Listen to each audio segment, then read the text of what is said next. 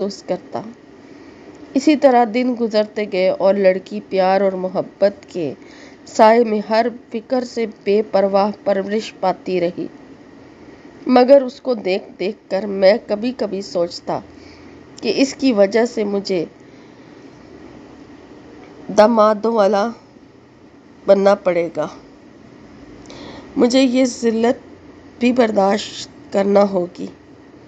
میری لڑکی کسی کی بیوی بنے گی، میں لوگوں کے سامنے کیا منہ دکھاؤں گا؟ میری تو ساری عزت خاک میں مل جائے گی۔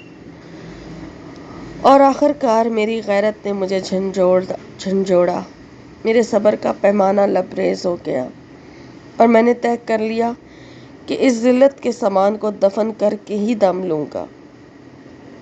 اور میں نے بیوی سے کہا، بچی کو تیار کرو، ایک دعوت میں ساتھ لے جاؤں گا۔